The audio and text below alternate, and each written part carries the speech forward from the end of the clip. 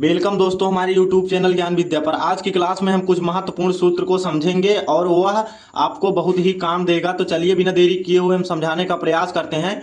उससे पहले अगर आप हमारे YouTube चैनल पर नए हो तो चैनल को सब्सक्राइब कर देना, ताकि हम जैसी ही वीडियो डालें उसका नोटिफिकेशन आप तक तुरंत पहुंचे। और वीडियो में लास्ट तक जरूर बने रहिएगा। तो चलिए बिना देरी किए हुए हम आपको बताते हैं। तो सबसे पहला जो हमारा सूत्र है वो क्या है, ए प्लस बी का होल स्क्वायर। जैसे मान लीजिए कि यहाँ पर लिखा रहे ए, जैसे कि मान लीजिए कि लिखा रहे कि ए प्लस बी का होल स्क्वायर बराबर, तो आप क्या लिखेंगे कि A square plus B square plus 2ab। आप इतना लिख देंगे तो आपको वह समझ में आ जाएगा और याद हो जाएगा। तो इसी प्रकार आपको हम दूसरा सूत्र बताते हैं इसी का।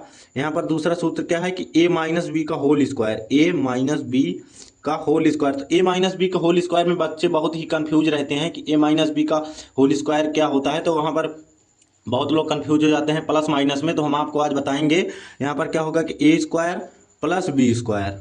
पहले तो दोनों प्लस में रहेंगे, उसके बाद यहाँ पर माइनस लगेगा, उसके बाद यहाँ पर क्या हो जाएगा कि 2ab इतना हो जाएगा। अब उसके बाद देखिए यहाँ पर क्या बताएंगे हम, तीसरा बताएंगे कि ए प्लस बी का whole cube, A plus B का whole cube.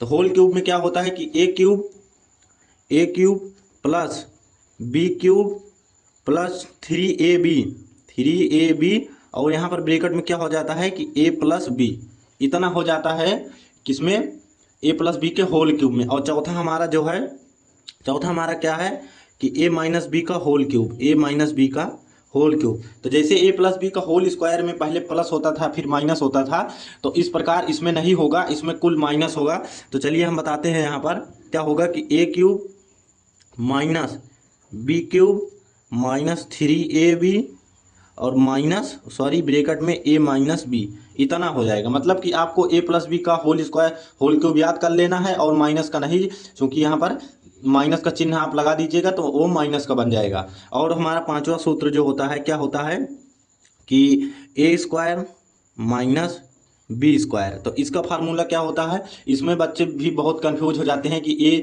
Square minus B square क्या होता है। तो हम आपको बताएंगे कि एक ब्रैकेट में a प्लस बी और एक ब्रैकेट में a माइनस बी इतना हो जाता है। और यदि आपको कहीं इस प्रकार भी लिखे, आपको इसी छठवां भी बन जाता है कि जैसे कहीं आपको लिखे a प्लस बी एक ब्रैकेट में और एक ब्रैकेट में मिले a माइनस बी, तो आप उसे क्या लिख सकते हैं, ए स्क्वायर माइनस बी स्क्वायर इतना आप लिख सकते हैं। मतलब कि चाहे ये आपको मिले ये लिखो, चाहे ये आपको मिले ये लिखो। और हमारा जो सातवां सूत्र है वो क्या है कि एक ब्रैकेट में a प्लस बी प्लस सी का होल स्क्वायर। तो इससे हमें क्या होगा कि हमें, मतलब आप जब इस प्रकार एक जगह सब सूत्र को लिखे रहोगे तो आपको कहीं ढूंढने की ज़रूरत नहीं होगी और आप जल्द ही उसे याद कर पाएंगे। तो यहाँ पर क्या होगा, A square B square plus B square plus C square plus 2ab ऐसे होगा, plus 2ab plus 2bc plus 2bc plus 2c। ये आपको इतना याद हो जाएगा, मुझे पता है कि आपको यह याद हो जाएगा। तो चलिए हम इसका एक ट्रिक बताते हैं। यहाँ पर क्या होगा कि मतलब पहले ए स्क्वायर बी स्क्वायर सी स्क्वायर आप इतना लिख लेंगे, उसके बाद एक बार आपको ये जोड़ा लेना है, एक बार आपको यह जोड़ा लेना है और एक बार आपको यह जोड़ा लेना है। इतना तीनों ले लेंगे तो आपका मतलब सूत्र तैयार हो जाएगा। और इसी का माइनस वाला आप देखिए, जैसे आपको कहीं लिखा मिले कि A square A minus B minus सी का होल स्क्वायर, तो यहाँ पर माइनस का चिन्ह रहेगा। तो आपको इस प्रकार दिखे तो आपको मतलब सूत्र यही प्लस ही वाला याद करना है, परंतु जहाँ जहाँ माइनस है आप वहाँ माइनस कर देंगे। जैसे ए स्क्वायर, अब यहाँ बी के सामने कौन सा चिन्ह है, माइनस का, तो आप इसे माइनस का बना देंगे।